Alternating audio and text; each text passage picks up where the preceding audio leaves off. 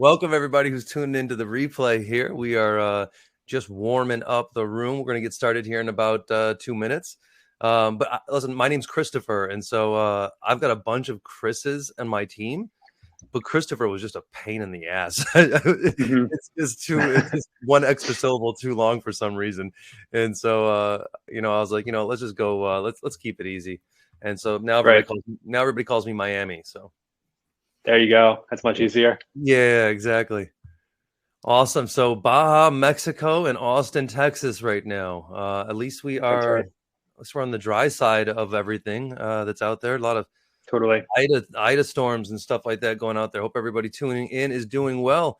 Welcome everybody. Let us know where you are at. Where you watching from? Where you tuning in from? Where you sending your emails from? Y'all say hello.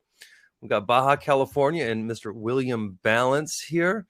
Ready to rock the mic on some cold emails and regular emails, right? I just started using the tool here recently, and I had downloaded it, but never really got engaged with it. And so we were hearing more about you. Then all of a sudden I'm following you on LinkedIn. I'm like, wait a second, let me check this out. And I'm having more fun. It's about to roll it out to the rest of my teams. So It's awesome. yeah. Thanks for using Lavender. Yeah, absolutely. We got Leo from Detroit. Leo, what's up, buddy? I am Leo. from Detroit as well. OG from Detroit.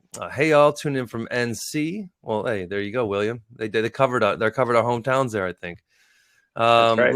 Let us know where you're from. Hey, y'all, I'm going to get out of the way. We've got a great guest here today, William Balance. We're just getting to know each other, but we've had some great contact via email back and forth, also with his cohort, Will too, and honestly, really excited about this conversation. So excited that we almost planned part two before we even got done with part one. But I know y'all are here to hear not from me, because you get me all the time.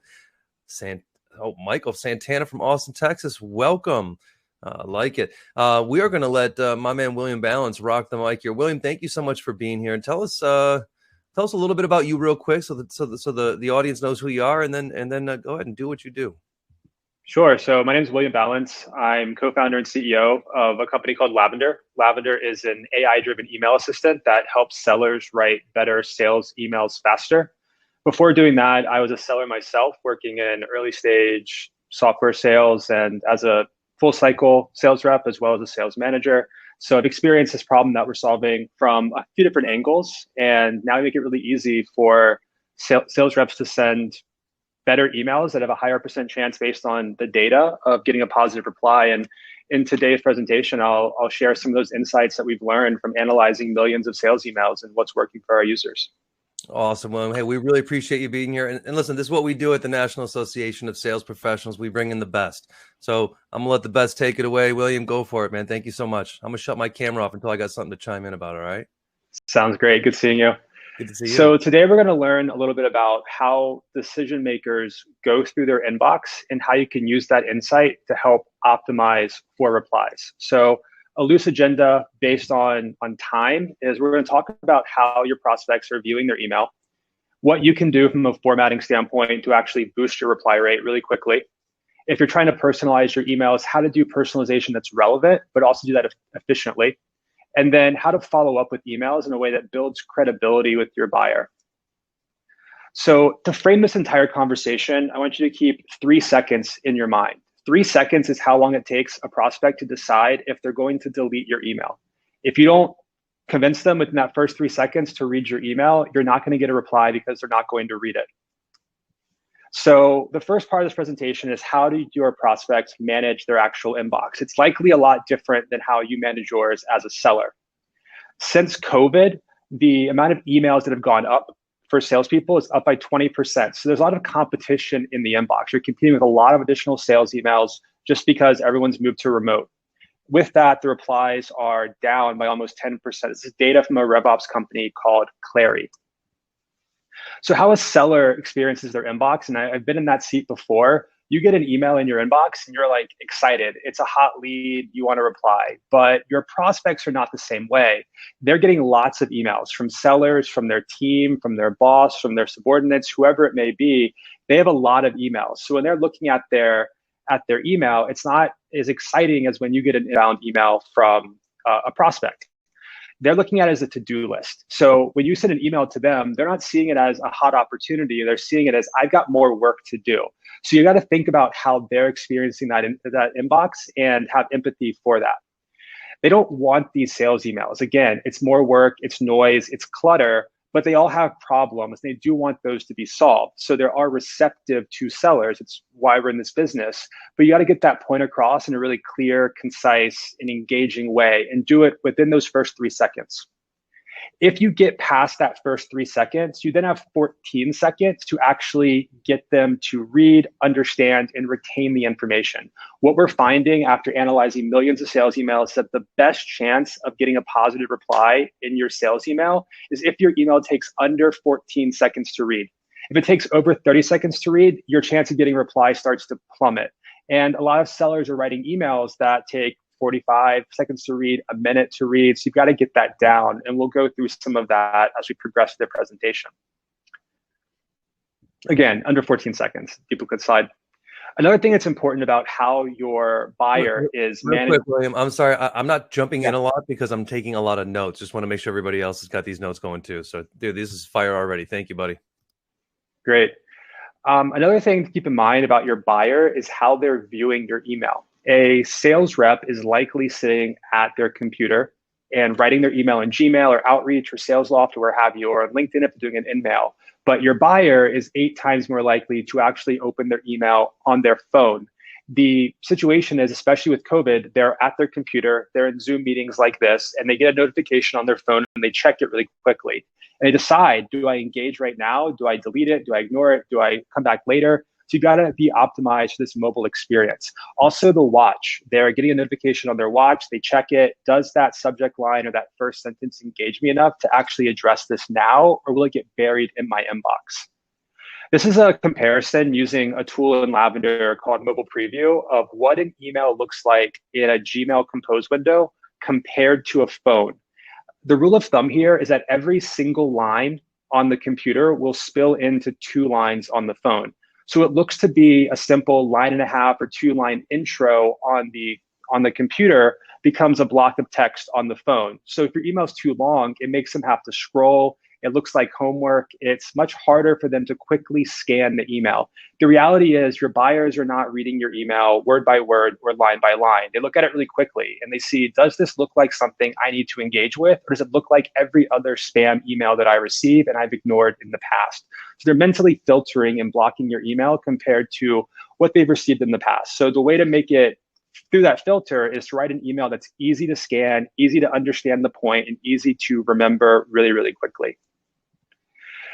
This is a closer screenshot of what this looks like if we took the first sentence of that last email and combined it with the second sentence and moved it into the 1.5-line intro. It's instantly 4 lines on the phone. So in summary, you really have to have empathy for the experience your buyers are having when they're going through their email. If you take nothing else from this presentation, remember the golden rule. Are you writing emails that you would want to read? If you're not, if it looks like something you'd ignore, then your buyer's likely going to ignore that email. So now we're going to move into how you can actually use this insight to boost your replies. And it's really simple. I think a lot of people ask questions and lots of these conversations happen around how to get more replies, but keep it simple. That's how you get more replies. Complexity is the biggest killer of reply rate. Complexity includes things like emails that are too long, emails that are too formal, emails that have too many words, just emails that are hard to read or hard to scan. And we'll go into some more of these things as we progress. But just keep in mind, your email should be really, really simple. The more complex your emails are, the lower your reply rate is going to be. And in reality, 70% of sales emails that we're seeing are too complex. They're written at a high school or a college reading level. They're long, they're wordy, they're just hard language, run-on sentences, complex thoughts. People look at that and they don't engage because it looks like additional work on their plate when they're already swamped. The goal is to reduce something in psychology that's known as cognitive load. You can think of cognitive load as like the computer's memory. It's like how much your brain can read, understand, retain in a very, very short period of time. If your email is complex, it increases the cognitive load of your buyer. It increases the chance you're going to ignore your email or forget your email. What we're finding in our data, again, based on millions of emails written and sent through Lavender, is that emails that are written under a sixth grade reading level increase your chance of getting a reply by over 31%. It's kind of a different way of looking at things because you've been trained to write really more complex language throughout school. And this doesn't matter. You might be thinking, my prospect, they're really sophisticated, they're really intelligent, or I'm selling a really complicated product. I need to write in a complicated way. But that's not the case. It does not matter who your persona is, how intelligent they are. Simple works best. We had a user in July who sells really complicated enterprise IT to CTOs, a smart buyer. He reduced all of his cadences down to a fourth grade reading level, and he booked an additional $400,000 in revenue in July, just off that one change. Something else to keep in mind, because you've been trained in school for years, is your formality. You've been trained to write formally, formal English, research papers, essays, especially if you're a younger SDR and you've recently finished school, you're probably carrying how you wrote in school into your first job. And this is a big killer of reply rates. It's how you've learned to write, but you've got to unlearn that and keep simplicity and casual conversation in mind. Your goal is to be somewhat formal and somewhat casual. This is, in other words, conversational while still being professional. If you write to your prospect like you'd like to be written to by a peer or by a friend, you're going to build more rapport with them. It's going to seem less like a B2B sale and more like you're getting to know someone, and it's going to be a more pleasant experience for your buyer. It's how they like to receive information. Keep in mind, if they're not at their job, most of the time that they're receiving messaging, it's through texting, it's through DMs. These are very short, very simple, very casual ways of communicating, and that's the way the world has gone. So this historic way of communicating in long-winded, formal conversation, it's not happening anymore. So bring what you're doing in your day-to-day with your friends and your family into the professional world, and it's going to increase your reply rates. Alongside that, if you're writing these simple, conversational, casual emails, by default, they're going to probably solve your mobile optimization issue because you're not using that many words. Therefore, when they view it on the phone, it's going to be very simple to read, easy to scan, easy to get the point, and easy to reply to, which is your end goal.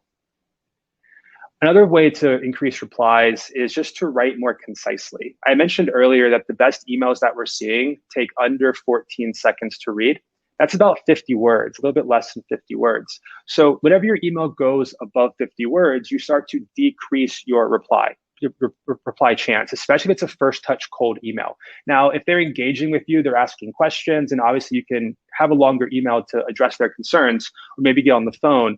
But in that first email, when you go over 50 words, you start to drastically decrease your reply rate. If you're over 100, 110 words, your chance of reply rate plummets even further. So I'd say best practice is under 14 seconds of reading time. This is something that we show you within Lavender, but if you don't have Lavender, you can just count your words and make an assumption on the reading time. If it takes longer than 30 seconds, which is around 105 words or so, you're going to start seeing a massive decline in your reply rate. Alongside this, on how do you get to be more concise, is to remove fluff. I receive tons and tons of prospecting emails, and almost all of them start with, I hope this finds you well. How are you in these unprecedented times? Things like that. And everyone's so inundated with that messaging, it doesn't have any impact. It just falls on deaf ears. And all it does is add fluff, add words to your email. It doesn't actually get you anywhere. So remove these niceties and this fluff at the beginning of the email. The other thing about this is that it kills mobile optimization. When you add these intros like, hope this finds you well, or unprecedented times, that's the first thing that the reader is going to see on their watch or on their phone. They're going to see that intro and not the actual meat of your email, that the first sentence of your email. So when they see that, they know it's a sales email, and they probably won't even open it. And if they do, they're likely to delete it in that first 3 seconds. Question, William, Chris? yeah, no, I'm loving this gold right here, and the it's so specific, right? The 14 seconds, the exact amount of words. It's very precise the way that our brains operate. It makes sense. We build computers, our brains operate like computers. And the great thing that you're talking about here is don't be a pattern that people are used to hearing all the time, that they're just going to follow the same pattern that they usually do, which is get you off of their to-do list. Like William's saying, Yeah. break their pattern by doing something different and unique so that you can get them to go, hey, wait, and actually pay the attention that you're looking for. And so not sounding formal, not sounding like everybody else is a great way to be heard. And I love the way William's giving you the statistics around that. So this is gold, man. Thank you so much. Another way to introduce that pattern interruption of not sound like every other seller is to not try to book a meeting or close a deal on the first email. This is what happens in almost every sales email I receive. It probably does not ask any questions about me. It's a lot about that person or their company. And the only question they might ask is, do I have 15 minutes?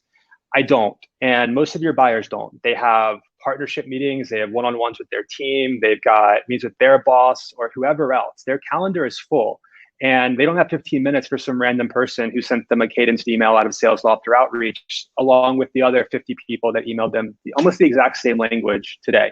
So don't try to book a meeting on the first call or the first email. The whole goal of email is to get a reply.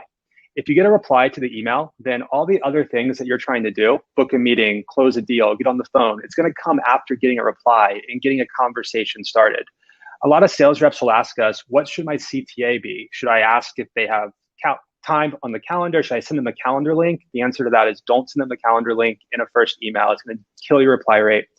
What you need to do is focus on the call to conversation, not a call to action. The entire goal is just to get the conversation going.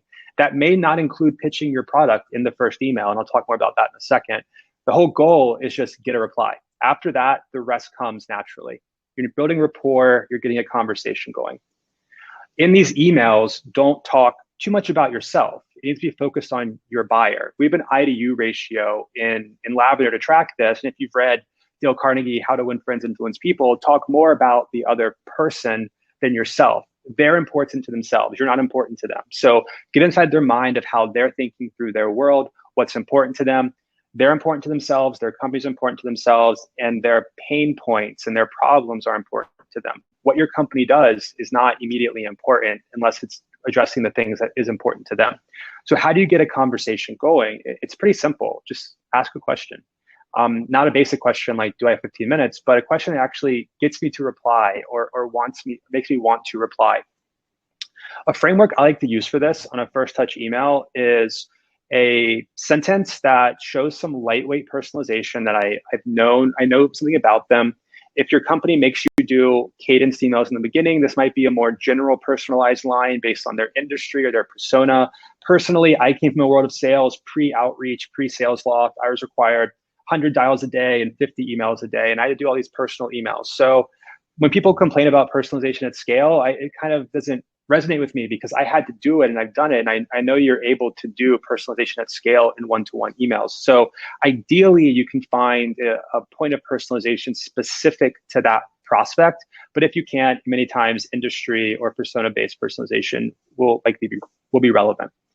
The next thing to ask is a relevant question that implies the pain point you're solving and your value prop. If you do this appropriately, your prospect's going to know what you do based on the context of that question without you needing to pitch your product.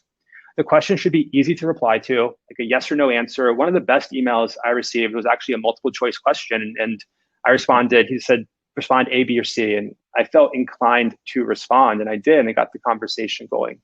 Little to no pitch. And if you're following the 14-second framework, this should be under 50 words. This is an example of what that could look like. It's not a very nuanced version. It's going to be obviously more specific to what you're selling, but this could be your intro email. It has some personalization. You've done your research, and it implies, if we're talking about Lavender, it implies a pain point and a value prop in an email. And ideally, the buyer will engage with this and ask a question, but play around with this. A/B test different questions based on what you're selling specifically. And if you want to have a more nuanced conversation around what types of questions to ask, you can just email me or email our team. Or if you're a Lavender user, click the Need Help button in Lavender, and we will help you with our live chat on your email in real time to think of these questions. And lastly, you have a question, Chris? Lastly, just focus on their pain, not your solution. You are a salesperson, but you're also a trusted advisor. You're coming into the conversation with more knowledge than your prospect, and you have to convey that. So if you're focused on their pain, uncovering their pain, and your solution starts to come naturally. So in summary, around the formatting of your email, there's a lot more that can go into it. We can have another call about this, or Lavender can walk you through it, but the simplest way to think about it is write emails that are simple to understand. They're short, they're to the point, they're focused on the buyer, and they're focused on getting a reply, not getting a sale in that very first touch. Now, a lot of people talk about personalization and how to do personalization at scale. And we did a webinar recently, and one of the most frequently asked questions was, how can I do personalization in a way it's not super time consuming? Because obviously doing lots of research on a prospect takes up too much time, but it doesn't have to be. When you're doing personalization, what you want to avoid is fluff in disguise. I get tons of these emails. Hey, William, I see you're CEO at Lavender. I know you just wasted a bunch of your intro on something that I already know does nothing to build relevance to what you're trying to sell or to my pain point. Or I saw you went to school in Virginia, or I saw you like football, or whatever it may be that you find about your prospect that has no relevance to what you're trying to do. It's just fluff. There's a sales leader named Kyle Coleman. He has a framework called the 5x5x5 framework. And the idea here is to spend 5 minutes doing research on your buyer and find 5 facts. Save these facts. Don't, in your first email, send all 5 facts you learned about them, but just save them. I think this can be done in under 5 minutes, especially with some of the functionality we've built into Lavender. But do your research, but don't spend too much time doing it. You don't have to go watch an entire podcast on your buyer. Unless it's really important buyer, then maybe if it's super enterprise, you might want to watch a podcast or read a blog. But generally, you can find these facts by quickly looking on their LinkedIn, their Twitter, Google News on their company. When I was a seller, I would do my research while the phone was ringing. So you don't need that much time to find that 1 or 2 points of research to actually personalize your message. An underutilized resource that I like a lot is Twitter. In Lavender, we show you the tweets of your prospect, and you can use that for social selling, or you can find some research on the buyer from their tweets. A lot of times prospects, if they're active on Twitter, will be more conversational, more casual. They'll share about what they're thinking versus a LinkedIn post where it's more premeditated, more informative, more to like distribute their product. Another thing that I like about Twitter, if your prospect's on it, is that it's less noisy than doing social selling on LinkedIn. I get tons of LinkedIn DMs from sellers. I get very few Twitter DMs, but every Twitter DM I get goes to my phone and I get a notification. Same for likes and responses. So if your prospect's on Twitter, I'd utilize that because they're likely not getting as much outbound on Twitter. If you don't want to message them there, you can use it for personalization, just like you would on LinkedIn. The goal again is to build relevance. There's a sales coach, Sam McKenna, and her kind of framework here is show me you know me. You have to show her that in that first sentence that you know enough about her to be relevant to the conversation. So keep that in mind. You want to show the buyer that you know them. FYI, we're big Sam fans. So perfect. Sam Sales, we've had her on here before, so love Sam. Excellent. Yeah. It's a great way to think about it. Like you need to have a little bit of insight. You don't have to know their entire background. You don't have to go read their Wikipedia page, but you have to know like 1 or 2 things that just build some rapport and build some relevance. And I want to make one comment. I'm sorry, real quick. I will. I'm interrupting you. I know that's frustrating sometimes. I appreciate you being patient. What he's saying is he's giving you the tools on how to, as I think his name Daniel Pink wrote, how to become human again in sales, right? He's giving you the actual fundamental tools. Be empathetic. Think of how this sounds to you. Think of how you feel when you hear these things. And I just love the step-by-step instructions. It's very easy to say, well, just be more human. But when you're acting like a robot, sometimes it's harder to follow those steps to remember what it is to be human. And this is doing a great job of help returning people to that. So I really appreciate this stuff. When we started Lavender, the original goal was to help people write thoughtful but effective emails with high EQ. And returning this human aspect to selling is part of that. So for a long time, like for many years, the competitive advantage in sales was how many dials can I make? How many emails can I send? Can I send more than my competition? With auto dialers and tools like Outreach and SalesLoft, volume is no longer a competitive advantage. Everyone's doing it. Any SDR can send 500 emails in one button push and just wait for responses to come in and get a 1% reply rate. What stands out is being human, going back to this older way of doing it. It might take you an extra 60 seconds, but your commission check is going to grow with that extra 1 minute of work to actually resonate with your buyer. And it's easier if you understand your buyer. So understand their pains in a more intimate way. You don't have to watch podcasts on your buyer, but maybe watch podcasts on your industry, understand their pain point in a really deep way so you can connect the dots. When they post something on Twitter or post something on LinkedIn, you can get the context of that and tie it back to anticipating what their problem is going to be and what's on their to-do list right now. The last thing here is don't over personalize. I mentioned those 5 facts. A lot of times I get emails, they either have no personalization or they are like a paragraph. They wrote my autobiography for me. They want to tell me everything that they've learned about me. And that doesn't accomplish anything. You're better off taking the different things that you've learned about your buyer and spreading them out across different email cadences. And if you're a new rep, practice this. One thing that I always do when training sales reps is I have them take a prospect list, maybe 50 accounts, and take however much time they need to go through those accounts and pull out information on those prospects and on their company. The speed of this exercise is not the important part. The important part is to start understanding what is important about what you find and what's not. So over time, you'll be able to do it instantly. You won't need to spend time doing it. You go to their LinkedIn, spend 20 seconds, find what you need, and move on. So practice finding the process and the insights that you need to use in your personalization. This will be somewhat relevant or situationally relevant to what you're selling in your specific persona. So in summary, personalization is not the basic stuff that most sellers are sending. I know my hobbies, I know my school, I know my job title. I don't need to know any of that when you send me an email. I need to know what about my problem and my to-do list is relevant to this conversation, and how does that help me with my own agenda, the things that are important to me. And likely the goal here is that your product will be able to solve that in some way. So in the final few minutes, I'm going to touch on some follow-ups. Yeah. Nope, just with you, brother. Okay, good to see you again. Good to see you again. So a lot of people are talking right now on LinkedIn, especially around different tactics for follow-ups. And one of the big things right now is around thoughts, question marks. And lots of people are reporting it's working really well. I personally don't love it, but if it's working for you, who am I to judge?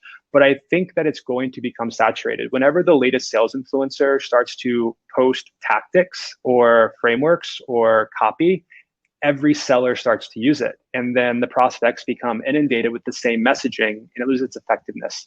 So instead of thinking about what's the latest tactic I can use in a follow-up or in a sales email, just be authentic and try to add value. Follow-up should develop a story. So think of it like a movie's developing. The first email is just the intro, and then second email or third email begins to build upon that. And don't try to get it all out in that first email or in that second email. Just develop the story over time and continue to add value. The insights that you found in that initial research, add it to your CRM, write it down on a notepad. If you're using Lavender, there's a notepad tied to your prospect. You can leave the points of personalization you found in that notepad for next time you go to email them, and spread these out across that follow-up cadence. And the way I think about it is, until you get a reply, your only goal is to get a reply. A lot of times I get a follow-up email from an SDR and it's just, hey, see my email? Do you have 15 minutes? Here's my Calendly. And that's not effective. So the goal, even if you don't get a reply to the first email, is to keep optimizing for a reply. Don't, in that second email, go right for a calendar close or right for trying to close a deal.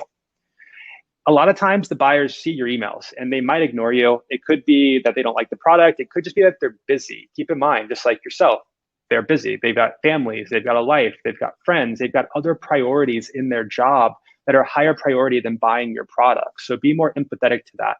A lot of times they have interest, especially if you solve their problem, but it may not be the best times. Just stay top of mind with them. Keep following up, but understand they may not buy today. When your quota ends is not what's important to them. Also, always follow up with confidence. In Lavender, we look for tone and sentiment of your email. And a lot of the emails that go through Lavender, they come off as unsure and sad. And you don't want to come off that way as a seller. You want to come off as confident, as friendly, as a credible resource for them. And things like, I know you're busy, or not sure if you saw this, or things like that, they just devalue the conversation. They're fluff. They don't add to your follow-up.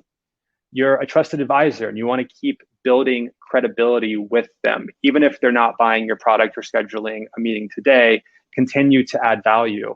Give your unique insight. So in Lavender, we might say something like, I suspect you're thinking about mobile optimization.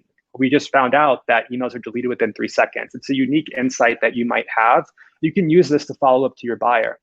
You may not even have a CTA in this. You might just give them some input or ask them a question or something like that. Again, the goal is to get a reply, and just keep trying to get a reply until you get a reply.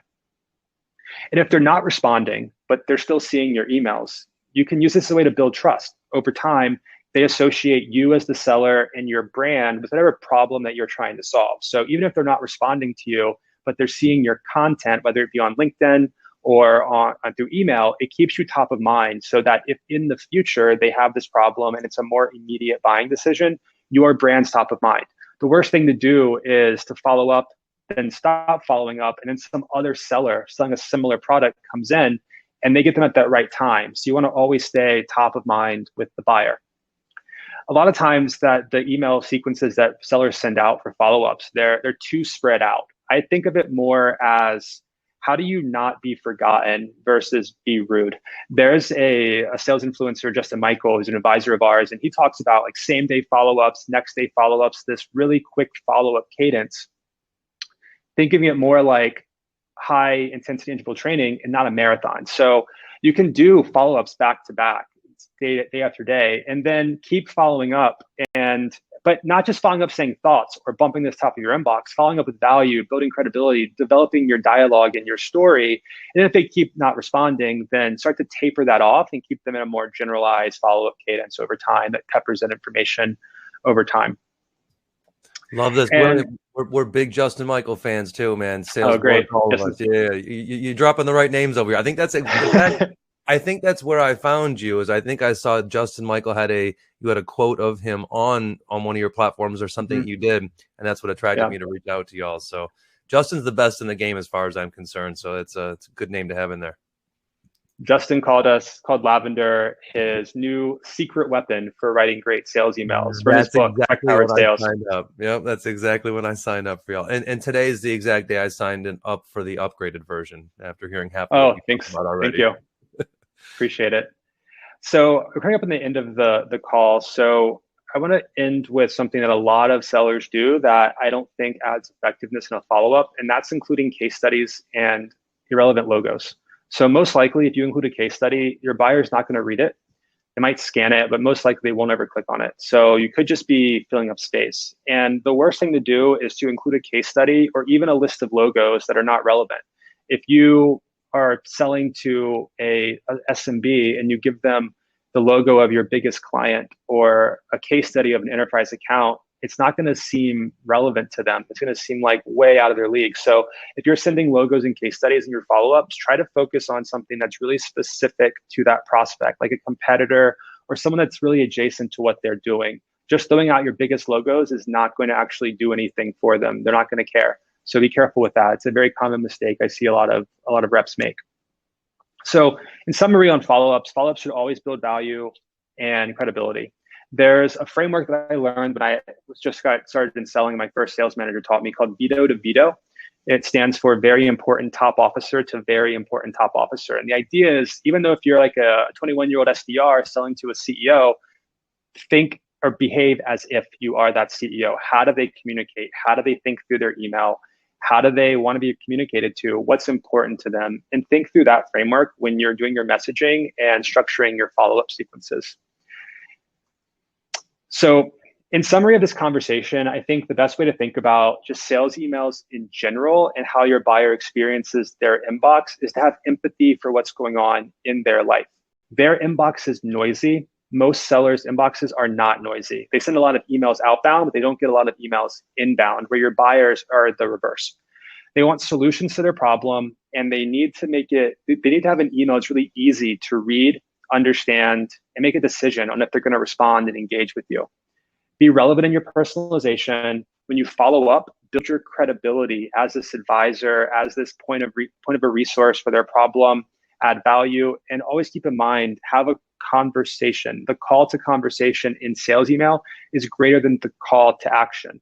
In some ways they're similar, but the whole focus of a call to conversation is to get a reply. All the other things that you want to accomplish come after that reply. So if you spend all of your mental energy focusing on how do I get a reply from this buyer, everything else just comes after that very, very naturally. we're finding in our users that they're increasing their replies on the first touch in their cadence by like 50% in some cases. And they don't have to go through an entire cadence because they changed all of their messaging from here's value prop vomit on our product to here's a very specific one or two questions that are relevant to you that gets you to respond. So always focus on that reply and the rest will come after. So we've run a little bit over. I'm happy to stay back and answer any questions. You can also just email me or email our team, and also connect with me on LinkedIn or Twitter. Happy to answer questions there. And I'll open it up from there. Thank you for having me.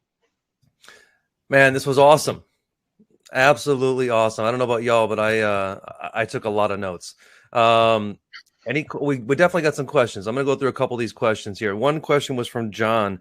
He wanted to know, is asking questions about their target audience a good way of directing conversations on those opening emails? As opposed it could be. It could be. I think it's going to be relevant to, like for us, for example, that might be really relevant because we're selling a product that is going after individual users as well as teams. So addressing our target audience could be super relevant in our conversation. In other cases, if it's like a really broad, if you're selling to Coca-Cola, for example, maybe less so because their audience is a lot of people. It's really big. It's really broad. It's not a specific question. So it's kind of a nuanced question. I think it's really relevant to what you're selling, and you should have a feel for, is that target audience specific enough where it's going to be really interesting to your buyer?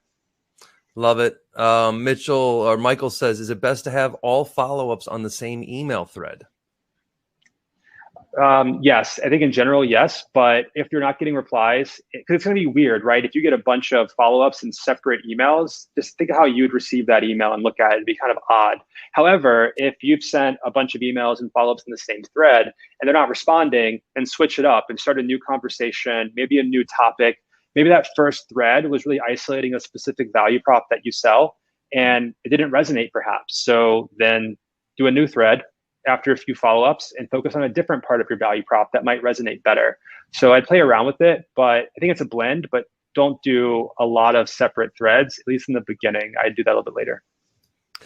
Absolutely love it. All right, we're going to ask one more question here, and then we're going to shut this down. All right, do you recommend this nurture campaign be reserved for marketing or sales reps?